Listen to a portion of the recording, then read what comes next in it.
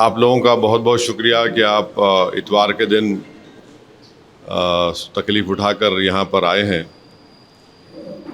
आपको ये बताना ज़रूरी समझता हूँ और मुझे यकीन है कि आपके ज़रिए से पूरी जनता को, आवाम को ये बात मालूम होगी कि हैदराबाद दारुस्सलाम में 19 अप्रैल के दिन शाम में 7 बजे से 10 बजे तक all India Muslim personal law board की जानिब से वफ़ अमेंडमेंट बिल 2025 के ख़िलाफ़ एक प्रोटेस्ट मीटिंग, पब्लिक मीटिंग रखी जा रही है और जिसकी सदारत all India Muslim personal law board के सदर मौलाना खालिद सैफुल्लाह रहमानी साहब करेंगे।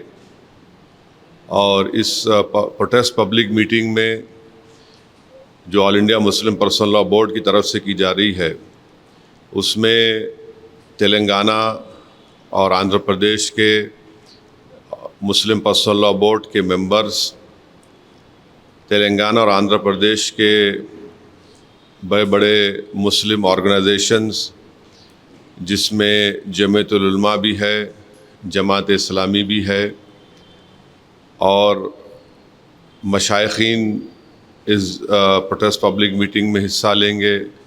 उलमा इकराम इस पब्लिक मीटिंग में हिस्सा भी लेंगे और अपनी स्पीचेस और अपने खिताबात के ज़रिए आवाम को बताएंगे कैसा ये वफ़ अमेंडमेंट बिल वफ़ के मफाद में नहीं है। और साथ ही साथ हमारी ये कोशिश भी है कि जो पार्लियामेंट वफ़ कमेटी के मेंबर्स हैं, हम उनसे भी बात कर रहे हैं और अगर उनका शेड्यूल परमिट करता है तो वो भी आकर 19 अप्रैल के दिन 19 अप्रैल के दिन जो ये पब्लिक मीटिंग होने जा रही है उसमें हिस्सा लेंगे। 19 अप्रैल के दिन मगरिब की नमाज बाजमात दारुस्सलाम के ग्राउंड में अदा की जाएगी। उस नमाज में जनाब रिज़वान कुरैशी साहब जो ख़तीब और इमाम मक्का मस्जिद है नमाज मगरिब पढ़ाएंगे और उसके बाद उनकी क़िरत से ही जलसे का आगाज़ होगा। तो ये एक अहम इत्तला मैं आपको बताना ज़रूरी समझता हूँ। और दूसरी बात यह है कि आप जानते हैं कि वफ़ अमेंडमेंट बिल जो नरेंद्र मोदी की सरकार ने लाया है वो अनकॉन्स्टिट्यूशनल है।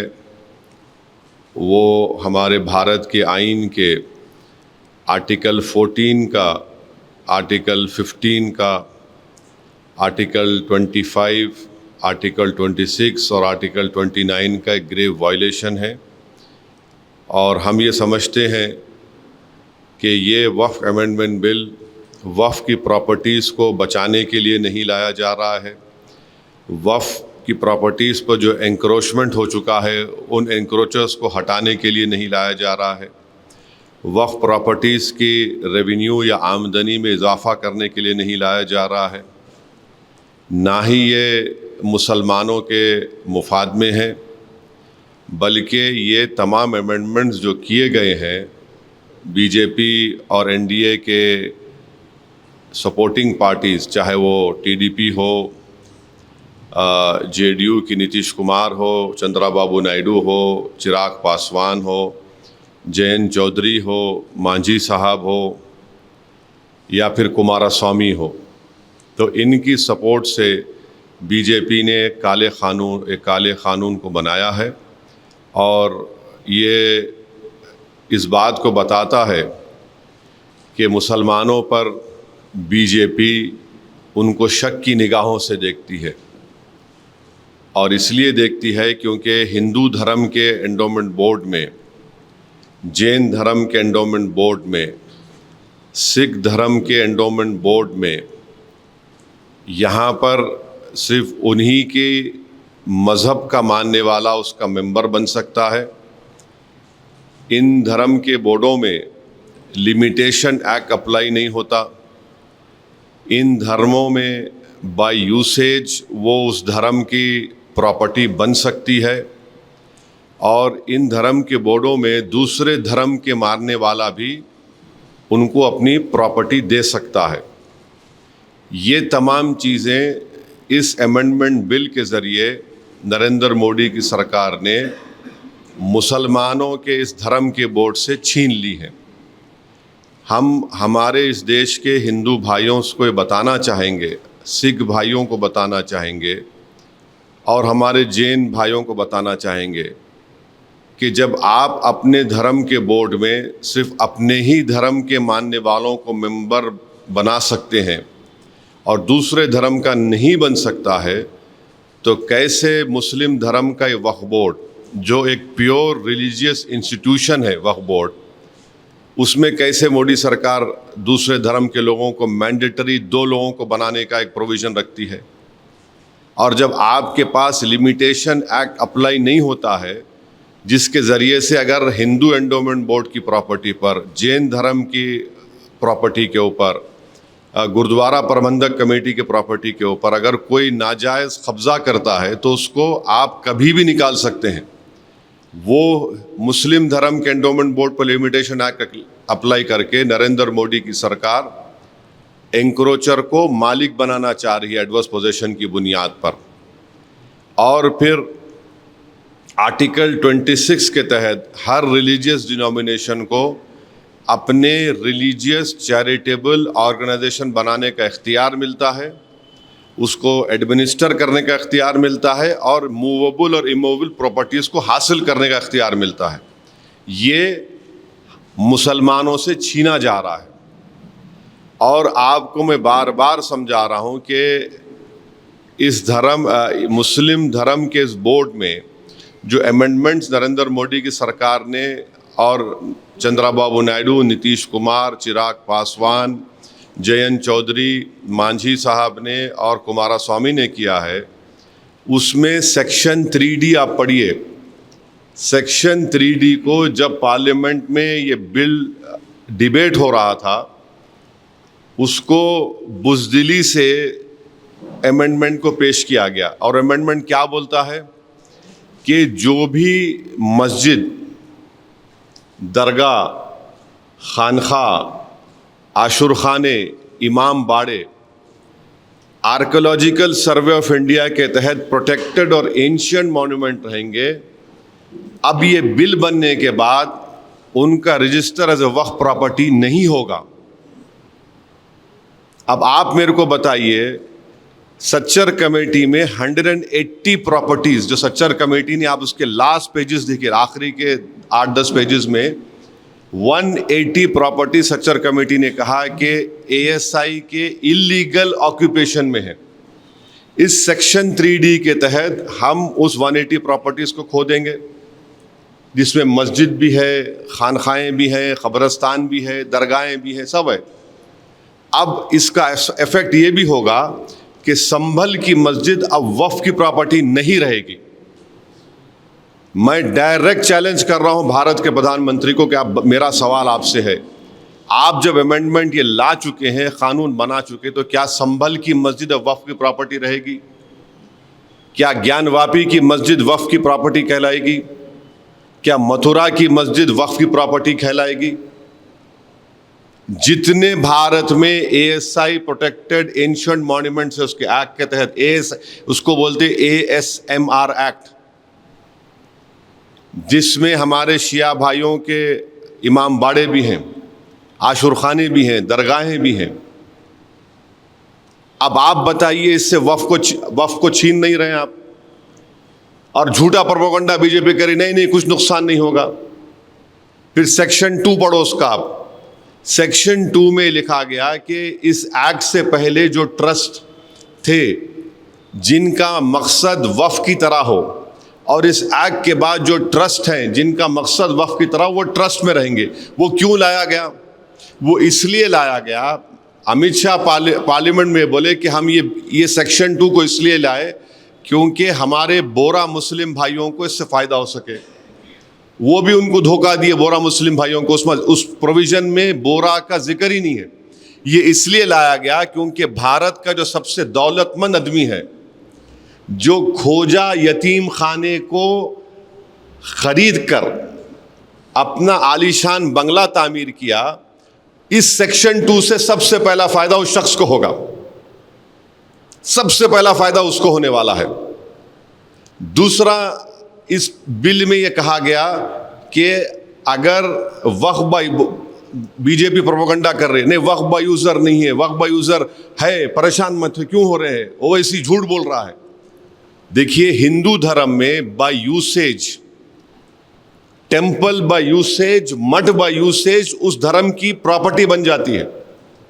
और हिंदू धर्म के जो बहुत बड़े जूरिस्ट है, उनका नाम है B.K. मुखर्जी। B.K. मुखर्जी एक जज थे, और B.K. मुखर्जी की किताब में उन्होंने क्लियरली लिख दिए कि हिंदू धर्म में बाय यूसेज वो उस डीटी की या मूर्ति की या उस मंदिर की प्रॉपर्टी या मठ की प्रॉपर्टी बन सकती है।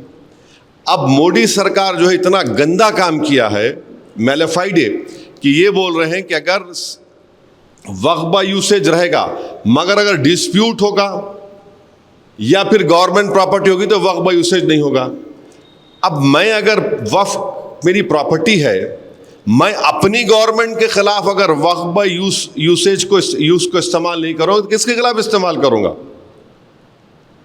डिस्प्यूट क्या है? डिस्प्यूट कोई भी क्रिएट कर देगा, कोई भी जाके बोल देगा मेरी प्रॉपर्टी है, तो जब वक्फ बाय यूज खत्म हो जाएगा। और बार बार आपसे कह रहा हूं, ये सरकार झूठ बोल रही है।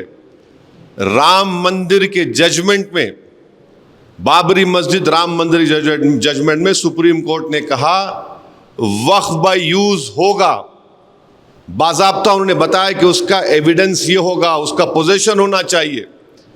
वक्फ बाय यूज को सुप्रीम कोर्ट ने बाबरी मस्जिद राम मंदिर में अपहेल्ड किया है, और ये सरकार उसमें बोल रही कि नहीं डिस्प्यूट और गवर्नमेंट प्रॉपर्टी होगा।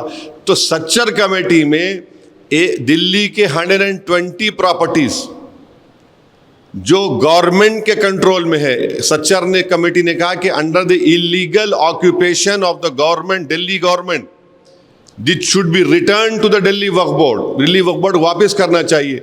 और सच्चर कमेटी ने कहा कि उस 120 सिर्फ दिल्ली के प्रॉपर्टीज की 2007 में मार्केट वैल्यू 8,000 करोड़ रुपए है, 8,000 करोड़।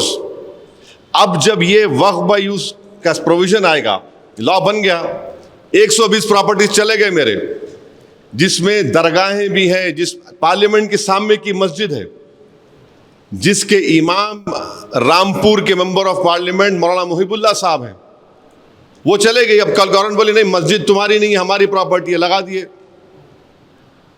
तो उसमें तो खत्म ही हो गया।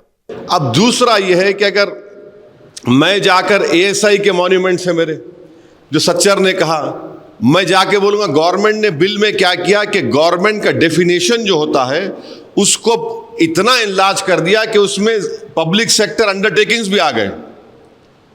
अब मैं जाके बोलूंगा भाई मेरी है, तो बोलेंगे हम वक्फ बाय यूज खत्म कर दिया, आपके डॉक्यूमेंट नहीं है। अगर वक्फ बोर्ड जाकर बोलेगा वक्फ बाय यूज मैं इस्तेमाल कर रहा हूं, कोई खाबिज है, इंक्रोचर है, तो गवर्नमेंट बोलेगी नहीं हम तो लिमिटेशन एक्ट अप्लाई कर दिए, 12 साल के बाद उन्हें मालिक बन गया। कौन सा ऐसा प्रोविजन है जिससे वक्फ बोर्ड को फायदा पहुंचेगा, हमको बताइए। हम तो लूज कर रहे हैं हमारे पूरे प्रॉपर्टीज को, वक्फ की प्रॉपर्टीज को। आप सेक्शन 3D ला लिए, सेक्शन 2 ला लिए, सेक्शन 3C कर दिए, डेजिग्नेटेड ऑफिसर। अब डेजिग्नेटेड ऑफिसर कौन होगा बताइए? मेरा गवर्नमेंट से झगड़ा चल रहा, कई जमीनों पे कब्जा है गवर्नमेंट का, तो दुनिया का उस इंसाफ का उसूल ये है कि कोई भी अपने केस में जज नहीं बन सकता। आप क्या कर रहे हैं? डेजिग्नेटेड ऑफिसर गवर्नमेंट अपॉइंट करिए, गवर्नमेंट एग्जीक्यूटिव का हिस्सा है। हमारे देश में, वतन अजीज में, theory of separation of powers हमारे कॉन्स्टिट्यूशन के बेसिक स्ट्रक्चर का हिस्सा है कि कोई भी अपने केस में जज नहीं बन सकता। डेजिग्नेटेड ऑफिसर गवर्नमेंट नॉमिनेट करेगी, वो किसके हक में फैसला करेगा? वो अगर आप ईमानदार थे तो आप बोलना था कि अगर ऐसे झगड़े होंगे तो कोर्ट तय करेगा, आप कोर्ट को भी निकाल दिए डेजिग्नेटेड ऑफिसर। यानी हर एतबार से मुसलमान अपनी जायदादों को खोने जाएंगे। किरण रिजिजू का कल वीडियो देखा मैं, इतना झूठ बोल रहे वो। कुछ नहीं होगा। अरे आप कानून बना के छोड़ रहे हैं सेक्शन 3C के तहत। अब तो उत्तर प्रदेश में तो उन्हें छीनना चाह रहे हैं। उत्तर प्रदेश में 91% of Sunni Waqf board property जो है वो वक्फ बाय यूज की है, पूरे गायब हो जाएंगे। सेक्शन 3D के तहत क्या संभल की मस्जिद वक्फ की प्रॉपर्टी है या नहीं है, बताओ? सिंपल क्वेश्चन कर रहा हूं मैं। तो ये सब इसलिए लाया जा रहा है ताकि मुसलमानों के रिलीजियस प्रॉपर्टीज को और उस धर्म के जो प्रॉपर्टीज है उसको उनसे छीन लिया जाए। और अफसोस की बात यह है कि चंद्राबाबू नायडू की सरकार तिरुमला तिरुपति देवस्थानम में एम्प्लॉयज जो नॉन हिंदू है उनको निकाल रही है। तिरुमला तिरुपति देवस्थानम का एक्ट ये कहता है कि जो टीटीडी का मेंबर होगा वो हिंदू धर्म का होना चाहिए। बोर्ड में आप एम्प्लॉयज को निकाल रहे हैं हिंदू नहीं है बोल के, और यहां पर आप मोदी के अनकॉन्स्टिट्यूशनल ब्लैक लॉ की सपोर्ट करके कह रहे हैं कि मुस्लिम धर्म के बोर्ड में आप नॉन मुस्लिम को रखेंगे। देखिए कितनी हिपोक्रेसी है चंद्रबाबू नायडू की। एम्प्लॉयज का जिक्र नहीं है, टीटीडी के मेंबर्स, उनका कमिश्नर, और बार बार बोलते हैं कि नहीं वक्फ की प्रॉपर्टी पे कब्जा हो रहा। तो 2014 में मुख्तार अब्बास नकवी ने, जब उस वक्त के मिनिस्ट्री ऑफ माइनॉरिटी अफेयर्स थे, उन्होंने एंक्रोचमेंट निकालने का बिल पेश किया था, illegal occupants on Waqf property. क्यों इस सरकार ने उस बिल को वापस ले लिया? क्यों लिया आपने वापस? आप उसको रखते, उसमें ऐड करते, अपनी ईमानदारी को दिखाते। अच्छा, आपको जानकर एक और तकलीफ होगी कि कलेक्टर अगर किसी मुतवल्ली को कोई ऑर्डर देगा कि आप ये काम करिए और मुतवल्ली नहीं सुनता तो कलेक्टर उसको 6 महीने की सजा दे सकता। अगर कलेक्टर किसी मुतवल्ली को बोलेगा कि तुम नमाज में अज़ान नहीं देना, मेरा ऑर्डर है,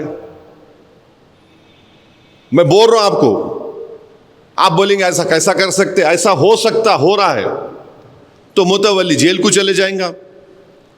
कलेक्टर वेरीफाई करने के बाद ही कोई प्रॉपर्टी वक्फ में जा सकती। ये कैसा होगा? तो वक्फ बोर्ड को आप तो पोस्ट ऑफिस बना के रख दिए। Waqf board has become a post office, कि वक्फ बोर्ड को इख्तियार ही नहीं है। अच्छा, अब इस कानून बनने के बाद 6 महीने के अंदर, विद इन 6 मंथ्स, आपको पूरे प्रॉपर्टीज को पोर्टल पर रजिस्टर करना पड़ेगा। इंडियन ट्रस्ट एक्ट पढ़ लो आप, उसमें प्रोविजन है ही नहीं पोर्टल का। हिंदू धर्म में नहीं है, एंडोमेंट बोर्ड में, गुरुद्वारा प्रबंधक कमेटी में नहीं है। क्यों आप यहां पर कर रहे हैं? इसलिए कर रहे हैं कि जब आप पोर्टल पर रजिस्टर करने जाएंगे, मिसाल के तौर पे हमारे शौकत साहब सीनियर फोटोग्राफर हैं, ईश्वर रेड्डी साहब भी है। अब शौकत साहब एग्जाम कोई प्रॉपर्टी को रजिस्टर करने जा रहे हैं पोर्टल के ऊपर कि भाई ये वक्फ है, तो फौरन कोई भी रोड चलता आदमी बोलेगा नहीं नहीं शौकत की प्रॉपर्टी नहीं है, रजिस्टर नहीं होना। अब होता क्या, इस बिल में पढ़ो, कलेक्टर अगर शौकत की प्रॉपर्टी के खिलाफ मिसाल के तौर पे इंक्वायरी ऑर्डर कर दिया, जैसा इंक्वायरी ऑर्डर कर रहा वो वक्फ प्रॉपर्टी नहीं रहेंगी। It will not be a Waqf property till the completion of inquiry. अब इंक्वायरी कंप्लीट करने का कोई टाइम लिमिट ही नहीं है, तो कलेक्टर साहब क्या करेंगे? इंक्वायरी ऑर्डर कर दिए, बैठे आराम से बैठे रहो, मैं तो वक्फ प्रॉपर्टी लूज कर दिया। क्या इस तरह का प्रोविजन हिंदू धर्म के एंडोमेंट बोर्ड में नहीं है? क्या इस तरह का प्रोविजन गुरुद्वारा प्रबंधक कमेटी में नहीं है? जैन धर्म में है? नहीं है। यहां पर क्यों लाए फिर आप? अब पोर्टल पे चढ़ेंगे, जैसा कोई नहीं नहीं अरे ये तो है ही नहीं भाई, वक्फ की नहीं है, चलो कलेक्टर साहब ऑर्डर कर दिए इंक्वायरी, इट वक्फ प्रॉपर्टी नहीं रहेंगी। कोई भी ऑब्जेक्शन डाल सकता है जाके। सेक्शन 3C पढ़ो आप, एनी पर्सन, अरे कौन होगा भाई, कुछ तो है ना, लोकल स्टैंड है, कुछ नहीं, डालो। तो जितने इसके जो 48 या 49 अमेंडमेंट्स है, ये कोई इसका वक्फ से ताल्लुक नहीं है। और इन्होंने एक प्रोविजन क्रिएट कर दिए कि अगर किसी को वक्फ से निकल के ट्रस्ट बनाना है तो ट्रस्ट बना लो। कहाँ इसका फायदा होने वाला है वक्फ बोर्ड को? और मिनिस्ट्री ऑफ माइनॉरिटी अफेयर्स का एक वेबसाइट पे जाओ आप लोग, कौमी तरक्याती स्कीम है, 22-23 में मेरे ख्याल से अगर गलत मेरा मेमोरी सही है तो कुछ 17 करोड़ अलॉकेट हुए, 3 करोड़ रिलीज करें, 1 करोड़ खर्चा नहीं हुआ उसमें। इसमें कौन आके, मैं आके रोका था? 10 साल से आप सरकार में है ना, स्कीम 10 साल से आप क्या खर्चा करें बताओ? तो ये अच्छा, फिर ये बोल रहे कि हम 2 महिलाओं को मेंबर बना रहे। इतना झूठ बोलते हैं लोग। 95 एक्ट में आप पढ़ो, स्टेट वक्फ बोर्ड में और सेंट्रल वक्फ काउंसिल में, उसमें क्या लिखा हुआ है? अंग्रेजी का वर्ड लिखा हुआ है, एटलीस्ट 2 वुमेन, एटलीस्ट 2 वुमेन, और वो मुस्लिम होना चाहिए, नंबर 1। इन्होंने क्या कर दिए, शैल बी 2, माने यहां वहां पर पहले क्या था, कम से कम 2 से बढ़ भी सकते थे, इन्होंने 2 कर दिए खाली। फिर उसमें आप क्या कर रहे, सेंट्रल वक्फ काउंसिल में 22 मेंबर्स है, जिसमें से 11 नॉन मुस्लिम बना सकती सरकार। स्टेट वक्फ बोर्ड में 11 मेंबर होंगे, जिसमें से 7 नॉन मुस्लिम को बना सकते और 4 मुसलमान रहेंगे। अब इलेक्शन नहीं होगा स्टेट वक्फ बोर्ड का, एमपी कैटेगरी का इलेक्शन होता था, एमएलए का, बार काउंसिल का, मुतवल्ली का, गवर्नमेंट नॉमिनेट करेंगी। अब जब गवर्नमेंट नॉमिनेट करेंगी, क्यों करेंगे, प्रोविजन क्यों लेके आए? जब नॉमिनेट करेंगे तो वक्फ बाय यूज है, कोई खाबिज है, समझे आप? तो गवर्नमेंट जब बोलेंगे नहीं ये वक्फ बाय यूज खत्म हो गया, ये गवर्नमेंट प्रॉपर्टी हो गई, एनक्रोचर मालिक बन गया, गवर्नमेंट जब कलेक्टर है फैसला लेंगे तो ये वक्फ बोर्ड सब खाली गूंगे अंधे बन के जी हुजूर बोलेंगे। नॉमिनेट ये लोग करेंगे ना, नॉमिनेट को ऐसे लोगों को नहीं करेंगे जो ईमानदारी से काम करेंगे, जो उनको थाली बजाएंगे, जो उनके सामने लेट जाएंगे, उनको ही बनाएंगे ना। तो इसीलिए नॉमिनेशन लेके आ रहे स्टेट वक्फ बोर्ड में और सेंट्रल वक्फ काउंसिल में। आप ये बताइए कि अगर कोई प्रॉपर्टी रजिस्टर हो गई वक्फ बोर्ड में, और एक अमेंडमेंट बता रहा हूं, तो उसको चैलेंज करने का टाइम 1 साल का है, इन्होंने क्या कर दिए, 2 साल कर दिए, माने लड़ते रहो। और एक झूठ जो गवर्नमेंट बीजेपी बोल रही कि नहीं, वक्फ ट्राइब्यूनल के जजमेंट के खिलाफ कोई कोर्ट को नहीं जा सकता था। आप सुने होंगे, कोर्ट को नहीं जा सकते, कैसा, कितना झूठ बोल रहे। भारत में 14 या 20 ऐसे ट्राइब्यूनल है, चाहे जिसमें मशहूर इनकम टैक्स ट्राइब्यूनल, एनजीटी का ट्राइब्यूनल, रेलवे क्लेम्स ट्राइब्यूनल, आपके ऐसे 14-15 ट्राइब्यूनल्स है, जिसके जजमेंट के खिलाफ आप हाई कोर्ट जा सकते, मगर रिव्यू पिटीशन डाल सकते, रिव्यू पिटीशन। और जब हाई कोर्ट जाता तो हाई कोर्ट पूरा रिकॉर्ड देख सकता।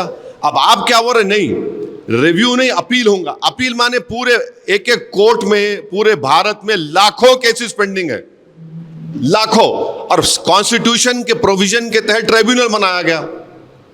ये बोल नहीं, ट्राइब्यूनल का झूठ बोले, हमारे हिंदू भाइयों को देश में झूठ बोल दिए, नहीं कोई जा ही नहीं सकता ट्राइब्यूनल। अरे जा सकता बाबा, एनजीटी का ट्राइब्यूनल के जजमेंट के खिलाफ, इनकम टैक्स का ट्राइब्यूनल, रेलवे क्लेम्स ट्राइब्यूनल, आप रिव्यू डालते हाई कोर्ट में, कौन रोक रहा? कोई रोक नहीं सकता किसी को। नहीं, पूरे देश में प्रोपेगेंडा कर दिया, जा ही नहीं सकते थे, हम कर दिए। अरे क्या करें आप? अब ट्राइब्यूनल का 95 एक्ट में डिस्ट्रिक्ट जज को अपॉइंट करता था chief justice of the high court. जैसा हैदराबाद का ट्राइब्यूनल है, ये तेलंगाना, उसको तेलंगाना हैदराबाद हाई कोर्ट के सीजीआई अपॉइंट करते थे। जब वो अपॉइंट करते थे तो उनके एडमिनिस्ट्रेटिव कंट्रोल में रहता आदमी हो, डिस्ट्रिक्ट जज। अब आप क्या बोल रहे, रिटायर्ड को बना सकते। जब रिटायर्ड को बनाएंगे तो उन्हें तो chief justice of high court के एडमिनिस्ट्रेटिव कंट्रोल में नहीं रहेगा। कौन सा ऐसा प्रोविजन है जो मुसलमानों के फायदे में, हमको बताओ। और आप बोल रहे ओबीसी को हम लाके डालेंगे। अरे भाई साहब, जिस पार्टी में 2014, 2019, 2024 में कितने मुसलमान जीत के आपके पास बताओ? अब तो 240 में चंद्राबाबू नायडू की पार्टी, नीतीश कुमार की पार्टी, चिराग पासवान की पार्टी, जयंत चौधरी की पार्टी और मांझी की पार्टी, कुमारास्वामी की पार्टी, एक मुसलमान नहीं है इनके पास। और इन्हों चले हम मुसलमानों की मोहब्बत में काम करें। एक मुसलमान मिनिस्टर नहीं है आपके पास। कौन सा मुसलमानों की मोहब्बत में आप काम करने जा रहे हैं? तो ऑल इन ऑल ये है कि ये वक्फ की बर्बादी के लिए, मस्जिदों को, दरगाहों को, खानखाओं को छीनने के लिए, और आखिरी अमेंडमेंट की बात कर रहा हूँ, एक वक्फ बाय इवैक्यू प्रॉपर्टी होते, यानी जो लोग भारत को छोड़ के चले गए दूसरे कंट्री को, जाने से पहले वो बोले ये मेरी प्रॉपर्टी है, मैं वक्फ कर रहा हूँ, उसको वक्फ करके चले गए। और ख़ास तौर से इन पर्टिकुलर एग्जाम्पल दे रहा हूँ आपको, हरियाणा में, पंजाब में ऐसे, मैंने, अगर मैं गलत नहीं कह रहा हूँ, बल्कि हज़ारों एकड़ के करीब या 100 एकड़ करीब ऐसे ज़मीनात हैं, उसका रेवेन्यू आता पंजाब हरियाणा, पंजाब के वक्फ बोर्ड को, हरियाणा के वक्फ बोर्ड। अब वो प्रोविजन को ओमिट करके आप क्या बोल रहे, कस्टोडियन उसका टेक केयर करेगा। तो वक्फ से निकल गई ना प्रॉपर्टी, वक्फ से निकल गई प्रॉपर्टी। वो क्यों करे आप? वो किसको रियल एस्टेट को फायदा पहुंचाना चाह रहे, बताओ आप? ये ऑल इन ऑल है। मैं इतना लंबा और बोल सकता हूं, मगर जो बेसिक, जो अहम अमेंडमेंट जो गवर्नमेंट करी है, जिससे वक्फ को बर्बाद करने की पूरी कोशिशें की जा रही है, हम इसके खिलाफ एहतजाज कर रहे हैं। All India Muslim personal law board ने जो फैसला लिया है, हम उसकी तायीद करते हैं, और हम एक ही अपील करेंगे कि जहां कहीं भी जिस किस्म का प्रोटेस्ट हो, आप उसमें उसको कामयाब करिए, और सबसे अहम बात ये, उसको पीसफुल रखिए और अपना प्रोटेस्ट रजिस्टर कराइए। हम अभी भी हम देश के प्रधानमंत्री से ये अपील कर रहे हैं कि आप इस पर गौर करिए। आप ये कानून सिर्फ भारत के संविधान के खिलाफ भी बना रहे हैं और अपनी आइडियोलॉजी को इस देश पर मुसल्लत कर रहे हैं।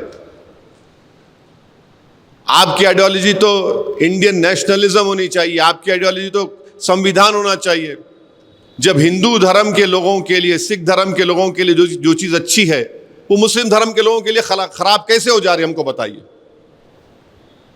ये हमको आपको इत्तला देना था। अगर आपके कोई सवालात है तो आप बारी बारी से मुझसे पूछ सकते, मैं इंशाल्लाह कोशिश करूँगा उसका शॉर्ट में जवाब देने के लिए। हाँ, अमित शाह अपनी स्पीच में और पार्लियामेंट की जो वक्फ कमेटी है उसकी रिपोर्ट में लिखा गया कि ये प्रोविज़न हम बोरा कम्युनिटी के लिए ला रहे हैं, सेक्शन 2 का, मगर उस प्रोविज़न में उनका नाम ही नहीं है ना मैडम। उनको धोखा दे दिया आप। क्योंकि देखिए, बोरा जो मुस्लिम होते, उनके जो स्पिरिचुअल हेड होते, उनको वो दाइल मुतलक कहते। तो उनके जितने वक्फ प्रॉपर्टीज होते उसमें मुतवल्ली नहीं होता, सिर्फ उनके दाइल मुतलक, माने उनका जो जैसा मुफद्दल साहब है वो ही हो सकते। आप उनका नाम लेके उनके कंधे पर रख के तोप चला दिया आप, मगर उनको ही नहीं दिया कुछ भी। आप प्रोविजन में जिक्र आना ना, उनका नहीं दिया, उनको नहीं है जिक्र उनका। और उसमें गवर्नमेंट सेक्शन 2 से एक रूट बना दी, अगर आपको वक्फ से निकलना है तो ट्रस्ट बना लो। आप एक्ट बना रहे ना, वक्फ को प्रोटेक्ट करने का एक्ट बना रहे, मगर गवर्नमेंट क्या बोल रही है, बेटा ये रास्ते से निकल सकता है, निकल जा। तो पतली गली बोलते हैं, हैदराबाद में क्या बोलते हैं, पतली गली से पकड़ ले। वो पतली गली से रास्ता बता रहे आप।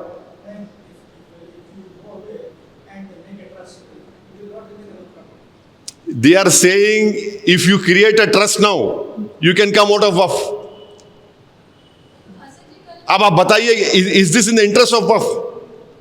आप पूरा बाजा बजा रहे हिंदू भाइयों में जाके, और हम ऐसा कर दिए। अरे तुम रास्ता बता रहे निकलने का, तुम कैसा रास्ता बनाते हैं ट्रस्ट का? एक मिनट, आप पूछिए ईश्वर जी। क्या कहा? देखिए, मैं वेस्ट बंगाल गवर्नमेंट का स्पोक्स पर्सन नहीं हूँ ईश्वर रेड्डी साहब, अनफॉर्चुनेटली। नहीं, मैं किसी गवर्नमेंट का भी स्पोक्स पर्सन नहीं हूँ।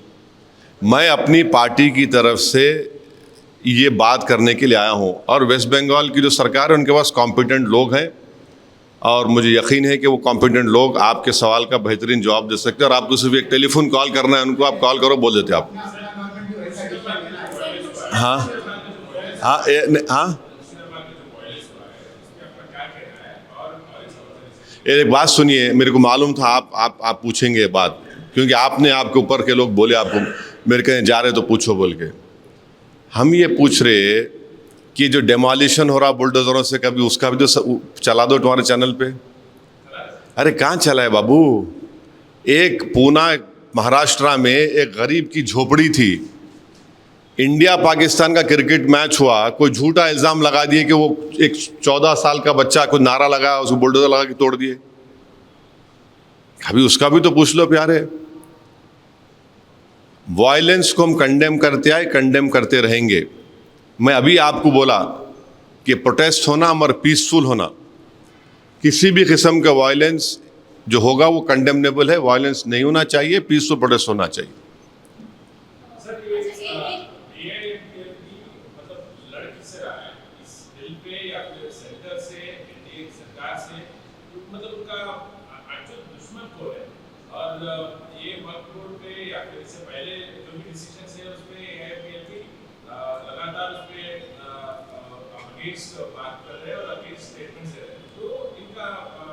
नहीं, तुम्हारा ज़रा मैं समझ में नहीं आता, अंग्रेजी में पूछ लो मेरे से, अच्छा रहता, मैं क्लैरिटी से बोल सकता हूँ। वरना नहीं, तुम जो बोल रहे ना डबल मीनिंग आ रहा उसमें, तो तुम ज़रा इंग्लिश में पूछ लो, क्लैरिटी से पूछ लो, मैं बोलता हूँ।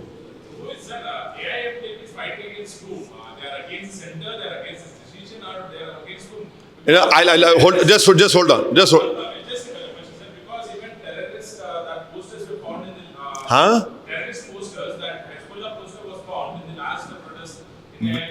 Where? No. See, you are trying to enlarge an issue. All India Muslim Personal Law Board has taken a decision to protest against this black unconstitutional Waqf amendment law that has been made by the Narendra Modi government. That is the decision that has been taken, and they have called for protest till Bakrid.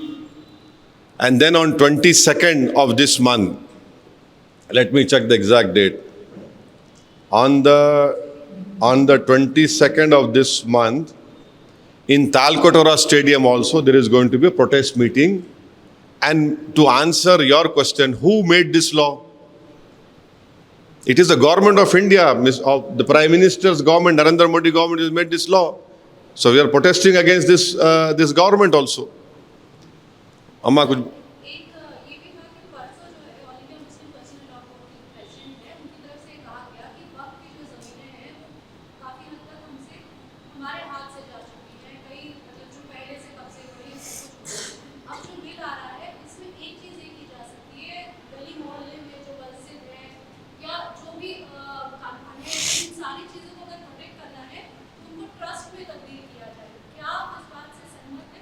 नहीं, देखिए मैं अपनी बात कर रहा हूँ। मैं personal law board, नहीं सुनिए, पर्सनल लॉ बोर्ड के स्पोक्स पर्सन है, वो आपके सवाल का जवाब देंगे। मैं अपनी बात कर रहा हूँ, मैं पार्लियामेंट में जो बोला हूँ और पार्लियामेंट की जो जॉइंट वर्किंग कमेटी में जो हमारे डिलिब्रेशंस हुए, जो हम अपनी बात को रखे, और मेरी जो डिसेंट रिपोर्ट है जो 122 पेजेस के ऊपर मुश्तमिल है। My dissent report is publicly available. I would request each and every right-thinking Indian to please read it. उसको पढ़िए आप। मैं यकीन जानिए, आप उसको पढ़ेंगे तो मुझे यकीन है कि आपके दिलों में जो शक और शुबा है, जो सस्पिशंस हैं, जो गलत फहमियाँ हैं, वो क्लियर हो जाएगा। और ये बार बार बीजेपी बोलती है, अरे नहीं ये लोग तो जहाँ दस्ती रखे इनकी वक्फ हो जाती। कोई होता क्या ऐसा? बोलिए आप। दस्ती रखे तो वक्फ क्यों हो जाती? मैं दस्ती नहीं रखा, मैं पार्लियामेंट में 20 साल से पढ़ रहा हूँ। पार्लियामेंट नमाज में मेरी हो गई, पार्लियामेंट 20 साल से पढ़ रहा हूँ पार्लियामेंट नमाज में, कोई कोने में जाके।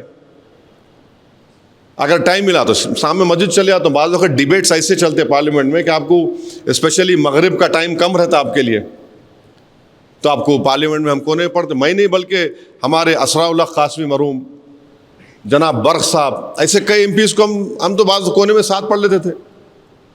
क्योंकि आप जब अपने घर से दूर जाते तो सफ़र की नमाज होती, खसर बोलते, कम नमाज छोटी हो जाती हो। तो मेरी हो जाती है पार्लियामेंट। तो कोई समझने की बात तो होना ना। और ये आप बोल रहे नहीं आपकी प्रॉपर्टी वक्फ कर सकते, आपकी प्रॉपर्टी वक्फ हुई ना। आप एएसआई कब बना? एएसआई कब बना? 1880 में एएसआई बना ना। अब मक्का मस्जिद जब बनी एएसआई था क्या वहां पे? चार मीनार जब बना जब एएसआई था क्या? लाल किला जब बना एएसआई था क्या? कुतुबशाही मस्जिदें अपने हैदराबाद में ईश्वर अली साहब देखे जब एएसआई था क्या? वो क्या था? वक्फ बाय यूसेज है, बाय यूसेज वक्फ है वो। आज आप बोल रहे नहीं एएसआई में आ गया तो मेरी हो जाती, वक्फ की रहती। ये तो नाइंसाफी है ना। ये तो अब छीन रहे मुझसे आप मेरी प्रॉपर्टी को। संभल का केस चल रहा, पूरा संभल का केस चल रहा, आज आप लॉ बना दिए नहीं, it is not a Waqf property. What will remain of the Sambhal Masjid then? ऐसे कई आप जो काम नहीं कर सकते थे ये लॉ से कर रहे हैं पूरा।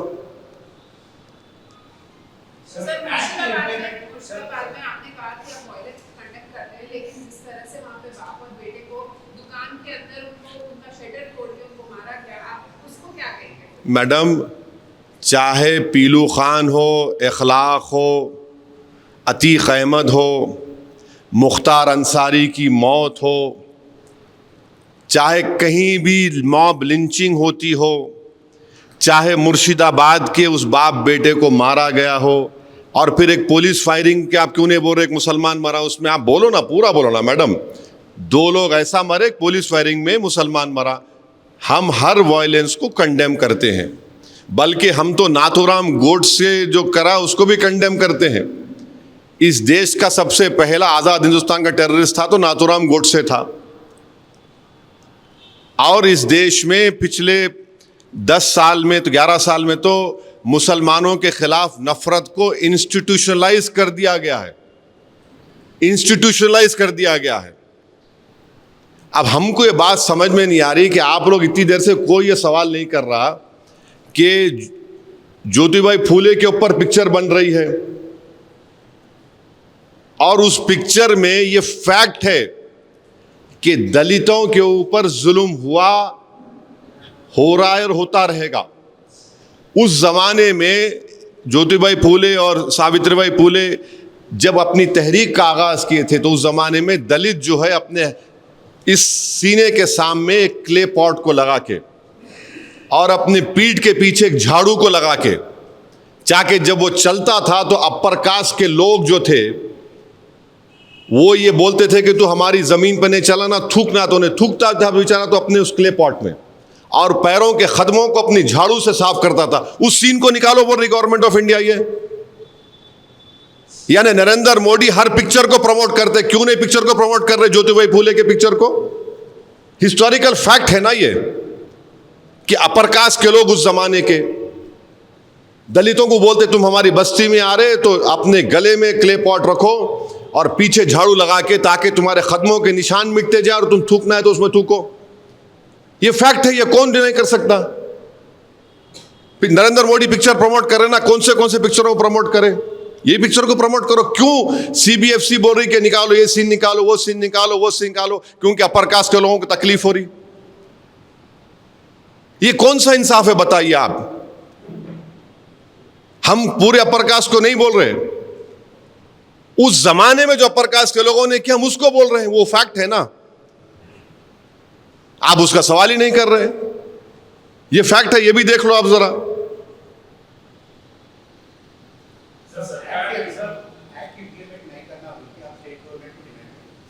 अरे अभी तो बात करेंगे, all India Muslim personal law board से बात करेंगे, वो लोग क्या डिसाइड करेंगे हम देखेंगे।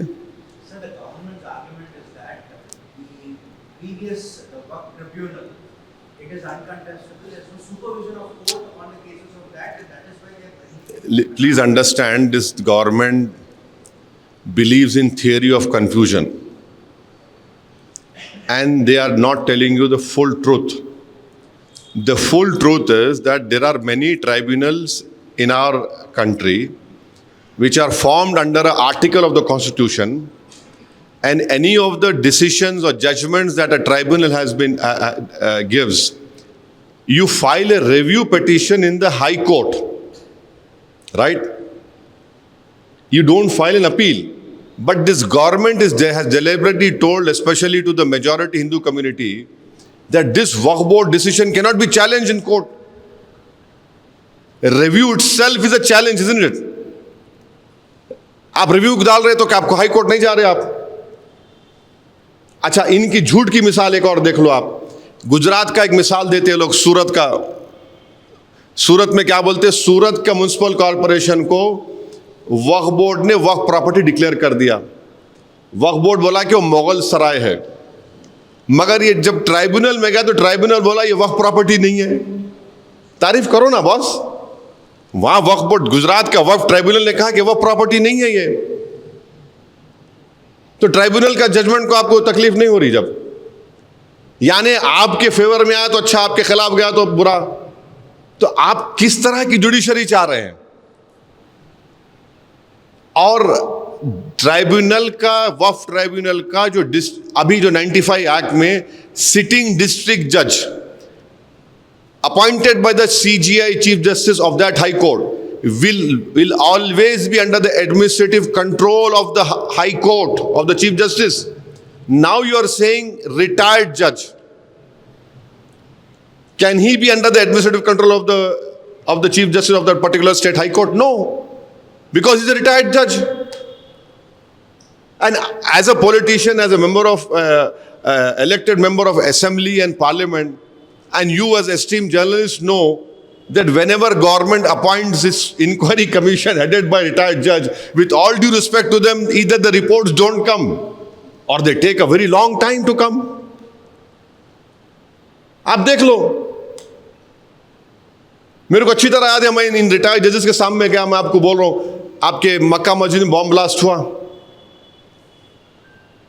हुआ, उसमें गोलियां लगी, बच्चों को शहीद हो गए, एक रिटायर्ड जज साहब को बनाए, हमारे एडवोकेट शफीक महाजिर साहब को हम साथ लेके वहां पे गए, बेहतरीन जिरा करे वो। रिपोर्ट अब तक नहीं आई बाबू, रिपोर्ट आई नहीं अब तक। 1998-99 में या 2003 में तालाब कट्टे में फायरिंग हुई, एक औरत अपने घर में बच्चे को दूध पिला रही थी, डेथ हो गई उसकी। रिटायर्ड जज को बनाया, उनका इंक्वायरी चली जीएचएमसी ऑफिस में, मैं गया वहां पे कई हियरिंग में, क्या हुआ रिपोर्ट का मेरे को नहीं मालूम। मैं ये नहीं कोई उंगली नहीं उठा रहा हूं, आपको एक दो एग्जाम्पल दे रहा हूं। ट्राइब्यूनल में अगर जब डिस्ट्रिक्ट जज अपॉइंट होता है, chief justice of high court का, उनके एडमिनिस्ट्रेटिव कंट्रोल में होता है। अच्छा, हिंदू धर्म के एंडोमेंट बोर्ड में समरी एविक्शन पावर्स है, एनक्रोचमेंट को निकाल सकते, यहां पे नहीं दे रहे आप। और अभी वक्फ बोर्ड का प्रॉब्लम क्या, अगर वक्फ बोर्ड कोई केस सुप्रीम कोर्ट में जीत गया, शौकत मिसाल तौर पे केस जीत गए ईश्वर रेड्डी के खिलाफ, मैं दोस्ती में बोल रहा हूं, तो जीतने के बाद भी, सुप्रीम कोर्ट से जीतने के बाद भी मेरे को एग्जीक्यूटिव पिटीशन, ईपी पिटीशन यहां आके डालना पड़ता है, यहाँ पे हाई कोर्ट में, यहाँ के लोकल कोर्ट में। आप जीतने में नहीं आती आपको ईपी डालना पड़ता है यहाँ पे। इतना रेगुलेशन है वक्फ बोर्ड में, इतना रेगुलेशन है। अच्छा, कैसा वक्फ कैसा होता? अगर शौकत अपनी प्रॉपर्टी दे रहे, वक्फ बोर्ड को लेटर लिखते, वक्फ बोर्ड क्या करता? सर्वे कमिश्नर का काम एक्सपर्टीज है, सर्वे कमिश्नर कलेक्टर से ऊपर है। सर्वे कमिश्नर उस जगह पे जाके सर्वे करने से पहले पब्लिक को बोलता, मैं जा रहा हूं यहाँ पे, प्रॉपर्टी शौकत की है नहीं है, बोलो। वहां जाके सर्वे करते, डॉक्यूमेंट्स देखते, उसके बाद सर्वे कमिश्नर सेटिस्फाई तो चीफ सेक्रेटरी को लेटर लिखते, चीफ सेक्रेटरी गजट इशू करता। अब क्या हो गया? आप कलेक्टर करेंगे, और कलेक्टर क्या करेंगे? कलेक्टर, भाई अगर आप वीरप्पा मौली की एडमिनिस्ट्रेटिव रिफॉर्म कमेटी रिपोर्ट पढ़िए, उसमें वीरप्पा मौली की रिपोर्ट ने कहा कि कलेक्टर को और बर्डन मत करो आप। और कलेक्टर तो गवर्नमेंट अपॉइंटी है ना भाई, उन्हें सर्वे करने जाएंगे। अब क्या होगा? शौकत बोलेंगे मेरी प्रॉपर्टी है, तो कलेक्टर बोलेगा नहीं शौकत साहब ठहरो जरा। उन्हें बोलेंगे कौन ऑब्जेक्ट कर रहे, जाके ऑब्जेक्ट कर दे, खत्म, सर्वे भी नहीं होता, नहीं इनकी प्रॉपर्टी नहीं है। अरे क्या है भाई, आप कौन सा काम कर रहे हैं वक्त के लिए, हम पूछना चाह रहे। तो ये चीजें हैं।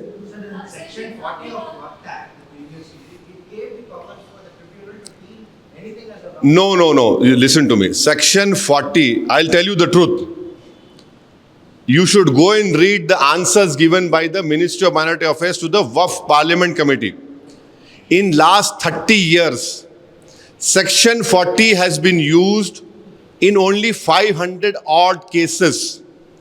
And out of that 500 odd cases, only 8 people have gone to the court. अगर 30 साल में 500 ऑड केसेस में सेक्शन 40 इस्तेमाल हुआ, जो सीओ के पावर्स है, और सेक्शन 40 तमिलनाडु के हिंदू एंडोमेंट बोर्ड में भी है, तेलंगाना हिंदू एंडोमेंट बोर्ड में भी, आंध्रा हिंदू एंडोमेंट बोर्ड में भी है, जब वहां पे अच्छा है तो यहां खराब कैसा हो गया प्यारे? अच्छा क्यों खराब हुआ बोलता हूं आपको मैं। अब आप सुनो, सेक्शन 40 के तहत जब भारत के सबसे दौलतमंद आदमी ने खोजा ऑर्फनेज की वक्फ प्रॉपर्टी को खरीद लिया, तो महाराष्ट्र स्टेट वक्फ बोर्ड के 2 सीओज ने 2 सीओज लेटर लिख के बोले कि ये वक्फ की प्रॉपर्टी है, वक्फ कैन नॉट बी एलियनेटेड, तो उनका ट्रांसफर कर दिया उन्होंने। इसीलिए सेक्शन 40 निकाल रहे। पार्लियामेंट कमेटी को आंसर दिए, आई कैन प्रूव इट, मैं लाना था आपको बता। 30 साल में 500 बार या 500 ऑड बार सेक्शन 40 इस्तेमाल हुआ, उसमें से सिर्फ 8 लोग कोर्ट को गए उसके खिलाफ, वो कामयाब है नहीं। अच्छा सेक्शन 40 क्यों जरूरी है? मुसलमानों में वक्फ वाल औलाद होता, वक्फ वाल औलाद यानी अगर कोई मेरी वक्फ की प्रॉपर्टी है, मैं बोलता हूं कि वक्फ का मतलब क्या है, मैं अल्लाह को मालिक बना रहा हूं, ऑलमाइटी अल्लाह, यानी हिंदू बोलते हैं मैं भगवान को दान दे रहा हूं या डीटी को दान दे रहा हूं। मैं ये बोलता हूं कि मालिक तो अल्लाह रहेगा, मगर इसका जो बेनिफिशियरी आएगा वो मेरे बच्चों में डिस्ट्रीब्यूट होना। वक्फ वाल औलाद है, हैदराबाद में बहुत है। तो अब गवर्नमेंट क्या बोल रही है, नहीं वक्फ वाल औलाद उस वक्त नहीं होगा जब अगर आप बच्ची का हक मार के दे रहे, बच्ची का हक मार के दे रहे। अरे भाई, अगर कोई हिंदू, कोई सिख, कोई जैन, कोई मुसलमान भगवान अल्लाह मूर्ति के नाम पे या गुरु नानक के नाम पे, किसी गुरु के नाम पे अपनी प्रॉपर्टी को दे रहा है, उसमें बेटा बेटी का दोस्त का क्या मामला आ रहा? मैं दे रहा हूं ना भाई, मैं दे रहा हूं, उनको दे रहा हूं, मैं अल्लाह को दे रहा हूं, मैं भगवान को दे रहा हूं, मैं ईश्वर को दे रहा हूं, उसमें बेटा बेटी कैसे आएंगे? हम भारत के प्रधानमंत्री से पूछना चाह रहे हैं, अगर प्राइम मिनिस्टर केयर्स फंड को कोई अपनी प्रॉपर्टी दे रहा, तो क्या उसमें बोल रहे बेटियों को हिस्सा मार के नहीं देना बोल के? पीएम केयर्स फंड में आप ये नहीं बोलते I can give anything I want, क्या उसमें प्रोविजन है उन्होंने गर्ल्स का हिस्सा मार के नहीं दे सकते? आप क्यों रोक रहे भाई? मैं अल्लाह के नाम पे दे रहा हूं ना, आप बोल रहे नहीं बच्चों का हिस्सा मार के नहीं देना। अरे बच्चों का हिस्सा कैसा जब मैं अल्लाह के नाम पे दे रहा हूं तो? अच्छा फिर अगर आपको इतनी फिक्र है बीजेपी को बेटियों की, हिंदू धर्म में एक्वायर्ड सेल्फ प्रॉपर्टीज जो होती हैं, ईश्वर रेड्डी साहब अगर आप चाहे तो अपनी जो भी आपके छोटी प्रॉपर्टी होंगी, बड़े दौलतमंद नहीं है मैं जानता हूं, आप अपनी पूरी प्रॉपर्टी अपनी एक बेटे को एक बेटी को दे सकते हैं, या उनको छोड़ के आप महल्ले में किसी को भी दे सकते हैं, उस पर कोई प्रोविजन नहीं है। या और मुसलमानों में क्या, मुसलमानों में अगर किसी को 2 बच्चे हैं मिसाल के तौर पे, तो मैं एक को 1/3 से बढ़ के नहीं दे सकता हूं, लीगली 1/3 से बढ़ के नहीं दे सकता हूं मैं किसी को भी। रोशन साहब नहीं दे सकते आप, आपकी property you can not give more than 1/3। आप वहां पे निकलाओ ना, क्यों? वहां पे हिंदू धर्म में आप बोल रहे कि विल पावर आपका नहीं, by will you can give it. यानी आप देखते जाओ इनके जो नाइंसाफियां हो रहे हैं, ये कहां कितना टारगेट कर रहे हैं मुसलमानों को।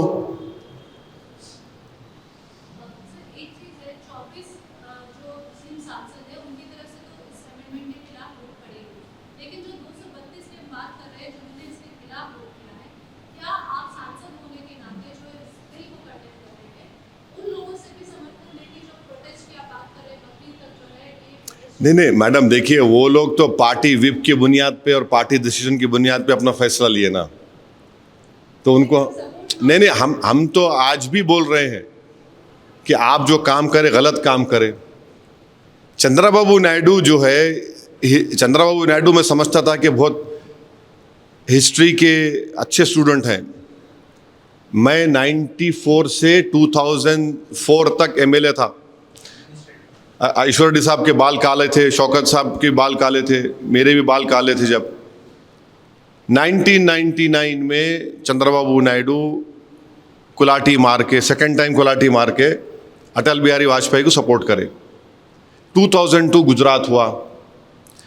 ईश्वर रेड्डी साहब आप मेरे को करेक्ट करना, नहीं 100 टन चावल लेके बोले मेरे को 100 टन चावल मिले, बोले नहीं बोले? आप देख लो, हजरत गूगल पे जाके देखो आप। 2002 में गुजरात को में सपोर्ट करे जब बीजेपी को। 2004 से लेके 2014 तक चंद्रबाबू नायडू पावर में नहीं थे। अब चंद्रबाबू नायडू ऐसा रॉन्ग डिसीजन लेके अपने बेटे लोकेश का फ्यूचर परेशान कर दिए। वो उन्होंने तो 70 के 76 के हो गए ना आप? हाँ 70 और 75। अरे वो बच्चे का फ्यूचर है ना बाबू साहब। आप गलती करें 10 साल, अच्छा डिवीजन ऑफ तेलंगाना आंध्रा के बाद ही पावर में आए ना आप। अगर डिवीजन नहीं होता तो आप आते ही नहीं थे। तो इतनी बड़ी गलती कर दी है। नीतीश कुमार, बिहार का एंडोमेंट बोर्ड जाके देखो आप, 1950 का एंडोमेंट बोर्ड का कानून है, उसमें क्या बोल रहे? खाली हिंदू मेंबर बन सकता। अच्छा, कॉन्स्टिट्यूशन में आर्टिकल 25 में हिंदू के डेफिनेशन में हिंदू है, सिख है, बौद्ध है, जैन है। बिहार में आके क्या बोल रहा? ओनली हिंदू, यानी सिख भी नहीं बन सकता उसमें। हमारे हिंदू भाइयों को हम बोल रहे हैं कि भाई जब आपके लिए अच्छा है तो हमारे लिए बुरा क्यों है? ठीक है, आप असदुद्दीन ओवैसी से नफरत करो, रोज गाली दो मेरे को उठ के, रोज SMS करके गाली दो, मेरी फोटो को देख के थूक लो, आप जो करते करो, मगर ये तो समझो आपको ऊपर वाला भगवान अल्लाह आपको दिमाग दिया ना, सोचो आप ये। आखिर ये नाइंसाफी नहीं है, डिस्क्रिमिनेशन नहीं है, तो फिर क्या है बोलिए आप? ये सौतेला सुलूक है हमारे से।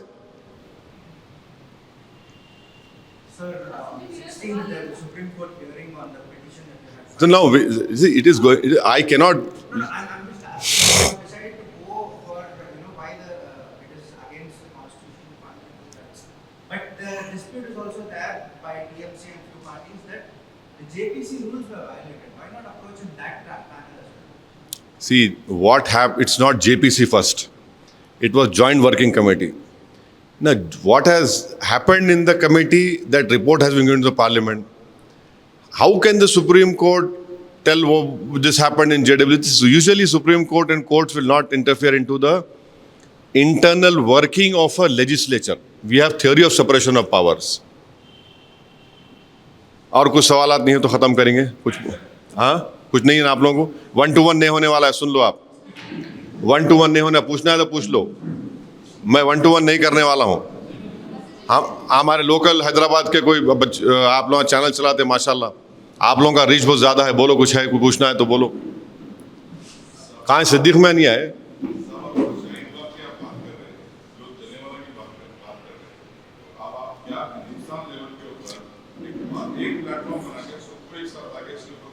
देखिए एक platform all India Muslim personal law board, जिसमें हर मकतब फ़िक्र के, हर मसलक के लोग, जिम्मेदार लोग उसके मेंबर हैं। यहाँ पर 1.5 ईंट की दीवार उठाना है, मस्जिद बनाने का चक्कर नहीं है। All India Muslim personal law board हमारे लिए एक मुअज़्ज़ज़ ऑर्गेनाइजेशन है, और उनका जो फ़ैसले हुआ है हम उस फैसले की तायद करना चाहिए। और आप एहतजाज को पुरअमन रखिए और कोशिश ये करिए कि हमारे हिंदू धर्म के भाइयों को, उन बहनों को, सिख हमारे भाई बहन को, जैन भाई बहनों को हम ये बताएं कि जब आपके लिए अच्छा है तो हमारे लिए बुरा कैसे हो सकता है? बोलो भाई। हाँ, अब देखिए, अब तो शरबत जिहाद हो रहा है। लव जिहाद से शुरू हुआ, ज़मीन जिहाद हो गया, अब शरबत जिहाद हो रहा है। जॉब जिहाद था। अरे क्या है रे भाई, मीठा है वो, पीते पियो, नको नको पियो। अब उसको भी नहीं, शरबत जिहाद। अरे क्या है भाई ये? कहानी, आप कितनी नफरत पैदा करेंगे मुसलमानों के खिलाफ? अरे आपको अपना प्रोडक्ट बेचना है, बेचो, मगर उसमें जिहाद क्यों लेके आ रहे भाई उसमें आप? अरे कैसा होगा ऐसा अगर आप इस मुल्क को ऐसा चलाएंगे?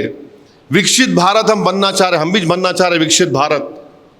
आप विकसित भारत ऐसा बनेंगे इस देश की 18 करोड़ आबादी को इस तरह जलील और रुस्वा करके, उनके ईमान पर हमला करके, उनकी मस्जिदों को छीनने करे, कैसा विकसित भारत बनेगा? हम कैसा चीन से मुकाबला करेंगे? और टैरिफ का तो देखो आप, मैं टैरिफ का सबसे पहले आदमी था, टैरिफ के बारे में बोला था। अभी टैरिफ का देखो तमाशे होने वाले हैं, कितना परेशानी होने वाली है डेयरी इंडस्ट्री को देखो आप। अब वो बायलैटरल एग्रीमेंट होगा, सितंबर तक पहला उसका होगा, अल्लाह को मालूम क्या क्या होने वाला है।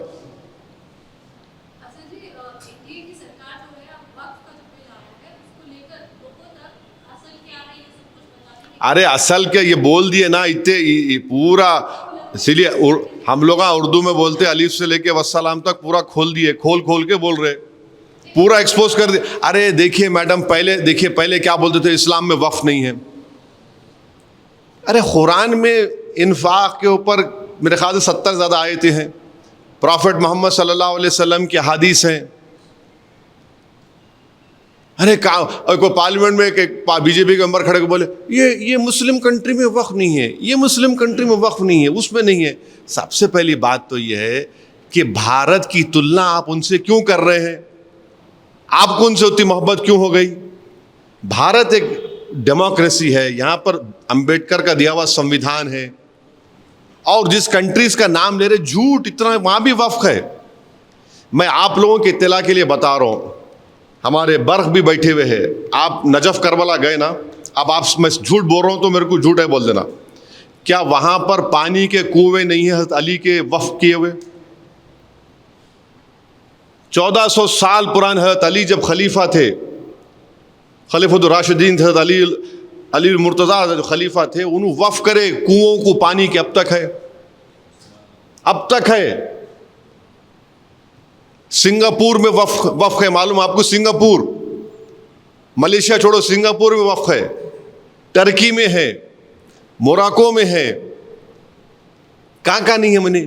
नहीं है। वो मोहम्मद गौरी आया था। अरे इस्लाम प्रॉफिट मोहम्मद सल्लल्लाहु अलैहि वसल्लम से हम सीखे, मोहम्मद गौरी से नहीं सीखे हम।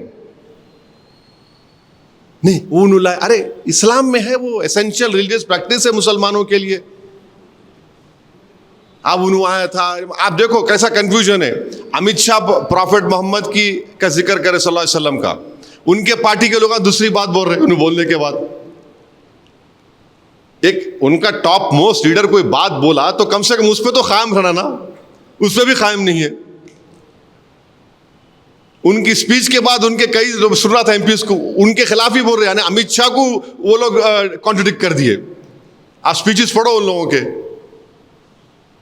माने ये अगर इस तरह की नफरत आप में है मुसलमानों के ताल्लुक से, तो फिर आप अपनी कॉन्स्टिट्यूशनल ड्यूटी को नहीं निभा पाएंगे। Thank you.